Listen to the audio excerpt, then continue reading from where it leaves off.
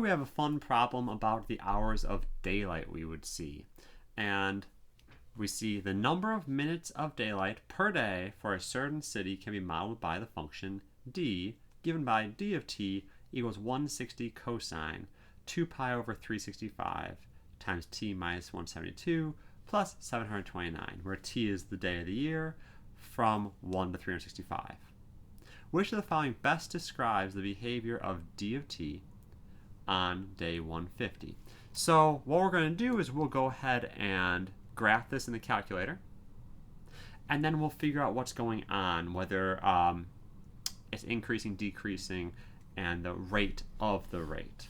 So before I even put the graph in, I want to know what the largest number of minutes we could have of daylight possible.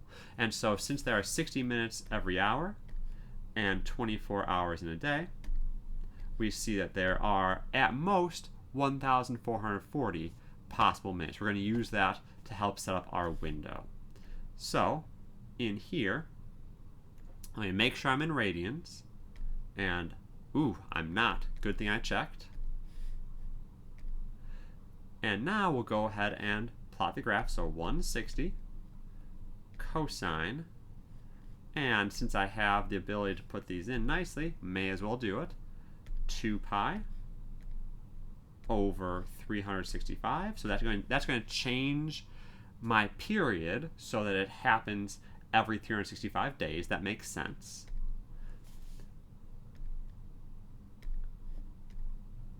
I have t minus 172, so I'll put x minus 172.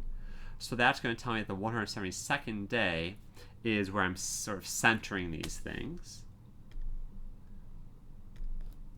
Plus 729. So our midline is going to be with 720. Oh, that's not 9, that's a 6. 729 minutes of daylight, so about half of the day, which makes sense as well. Let me make sure I entered that correctly because I noticed a bunch of little errors I made, but that looks good. Make sure I got yes. All right, now to go to the window. So I want to go, I'll put 0 in here, even though I don't have on this definition a day 0. And I'll put 365. And the number of minutes, well, in some parts of the Arctic and Antarctic circles, you can have 0 hours of daylight, or sorry, 0 minutes of daylight, or the entire day with daylight. And let's see what this looks like. So we see that it's increasing. I'm assuming that's summer. Then it starts decreasing. We get into winter, and it would come back up. We want to know what happens around day 150. So let me figure out what's happening there. So trace 150. And it's tough to see.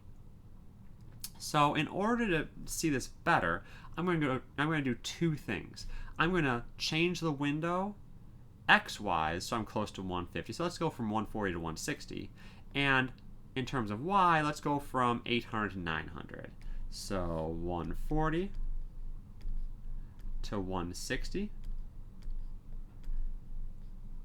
and 800 to 900 minutes of daylight, so we can better see increasing, decreasing, and curvature.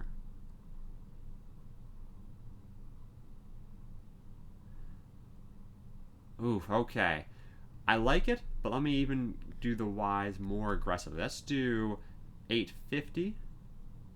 Let's do 860 to 890. See what that looks like. See if we can. I want to be able to say very clearly how it's curving. And now I can definitely see a trend here. Okay, let's go back and see where 150 is. So we're right here. We can see that D is increasing. Let me write that down. D is increasing.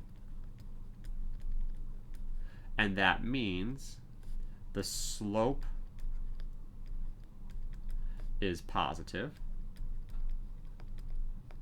However, it is curving down, concave down, which means the slope or the rate is decreasing. So curving slash concave down. So the slope is decreasing. So which one's going to say that the amount of time is increasing at a decreasing rate? So the number of minutes of daylight per day is increasing at a decreasing rate. That looks great. Let's read the others. Number of minutes of daylight is decreasing. No, it's increasing. The number of minutes of daylight is increasing at an increasing rate. Nope, it's increasing, but it's curving downward. The number of minutes of daylight is decreasing. No. Okay, so my answer is A.